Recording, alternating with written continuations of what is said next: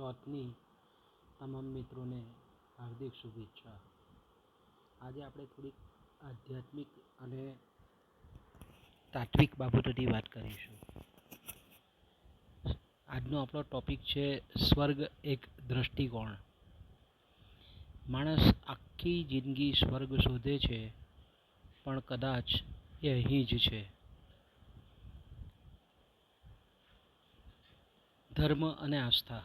લોકો સ્વર્ગ મેળવવા માટે આખી જિંદગી ઉપવાસ, દાન ધર્મ, તીર્થયાત્રા અને દેવોની માનતા રાખવામાં વિતાવે છે.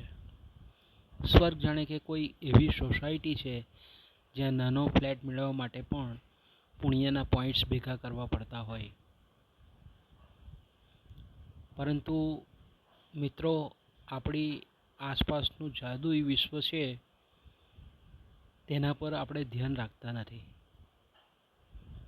દાખલા તરીકે પ્રકાશ. એક બટન દબાવો અને અંધકાર તુરંત જ દૈવી પ્રકાશમાં ફેરવાઈ જાય.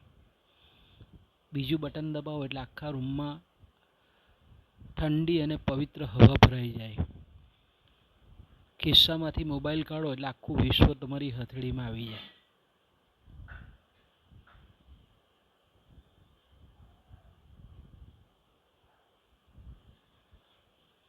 ખરેખર તો આપણે ભૂતકાળના રાજાઓ કરતાં પણ ધનવાન છે. જો 200 વર્ષ પહેલાંનો કોઈ શક્તિશાળી રાજા આપણી પાસે ઘરમાં આવે તો તે આશ્ચર્યથી પૂછશે, ગરમ પાણી, હવા પાણી, આખા વિશ્વની માહિતી આ નાનકડા યંત્રમાં? તે રાજા કહેશે તેણે આખી જિંદગી યુદ્ધો લડીને પણ આવી સુવિધાઓ ક્યારેય નથી મેળવી. કિંમત ક્યારે સમજાશે?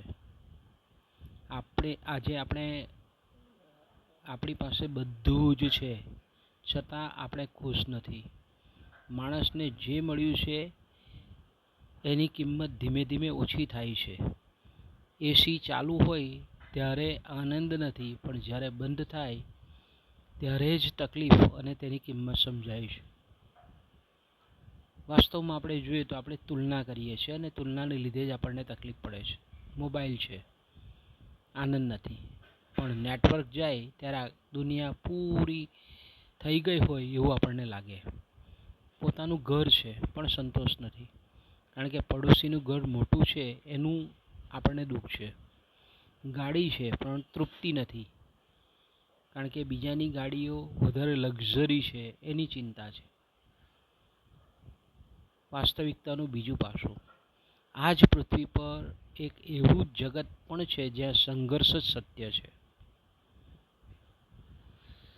આપણે સામાન્ય સમજીએ છીએ જે સુવિધાઓ આપણને સામાન્ય લાગે છે તે લાખો લોકો માટે જિંદગીનું મોટું સ્વપ્ન છે. આપણે ડાયટ ચાર્ટ શોધીએ છીએ, જ્યારે તેઓ આગલા ટંકનું ભોજન કેવી રીતે મળે એ વિચારતા સૂઈ જાય છે. સ્વર્ગ અને નર્ક એટલે મૃત્યુ પછી મળતી જગ્યાઓ નથી, એ અહીં જ છે, આ જ પૃથ્વી પર. ક્યારેક એક જ દિવાલની બે બાજુએ. એ સત્યનો સ્વીકાર કરો. દ્રષ્ટિકોણનો તફાવત જોઈએ આપણે. સુવિધા વર્સિસ કદર. ગરમ પાણી 5 મિનિટ મોડું આવે તો આપણે ફરિયાદ કરીએ છીએ, જ્યારે કોઈ બીજો માણસ આજે પાણી મળ્યું એ માટે ઈશ્વરનો આભાર માને છે. ફરક પરિસ્થિતિમાં નથી, ફરક આપણા દ્રષ્ટિકોણમાં છે.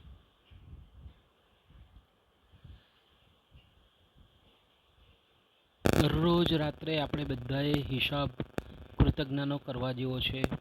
રાત્રે સૂતા પહેલાં આ 5 બાબતોનો હિસાબ કરો. શ્વાસ, હું જીવંત અને સ્વસ્થ છું. ભોજન અને પાણી, આજે મને તૃપ્તિ મળી છે. આશરો, મારી પાસે રહેવા માટે સુરક્ષિત ઘર છે. પરિવાર, મારા પ્રિયજનો મારી સાથે છે.